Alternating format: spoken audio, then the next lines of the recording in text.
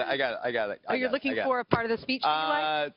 In my mind, it was a tall, proud city built on rocks, stronger than oceans, windswept, God-blessed, and teeming with people of all kinds, living in harmony and peace, a city with free ports that hummed with commerce and creativity. And if there had to be city walls, the walls had doors, and the doors were open to anyone with the will and the heart to get here. Okay, Donald Trump did not give that speech. Who did? He did not give Ronald Reagan's speech, but Ronald Reagan did, and that's what I thought.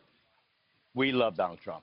We wish the 45th president of the United States the best. We were honored to be able to personally congratulate him on the phone last night.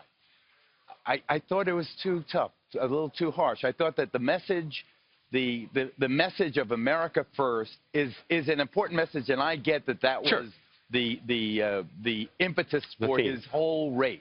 And it was brilliantly conceived and extraordinarily executed in a way that nobody credited. And there it was, and the biggest upset in all of political... But, Geraldo, you should not be surprised. He ran as this Donald Trump, and that Donald Trump is the Donald Trump who gave the speech yesterday. And essentially what he said was, and it was a campaign speech, because he's going to have to campaign in Congress going forward, because he's going to have to convince Democrats and Republicans to advance his agenda. I absolutely get that, and I totally agree. But when you looked at the hundreds of thousands here yesterday, it was starkly reminiscent of the fact that this was not a diverse crowd. This was the crowd that voted for Donald Trump. He has to be president not just for these good people, but for the people beyond. But he did mention the cities, some of those who are coming today for their whatever the women's market. He addressed struggling families. He addressed women and children in the inner cities.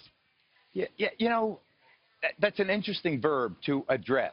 He did address them in the sense that he referenced it and he said it in tough terms. But I thought the best line by far was the one he said, if you embrace patriotism, there's no room for prejudice. That is a Reagan-esque line that makes the same point, but with a kindness and a compassion that I think will stand in a good stead. He said, when you fear, I will fear. When you have victories, I will celebrate those victories, is basically what he was saying. Or when you're struggling, we will make sure that you're not struggling anymore.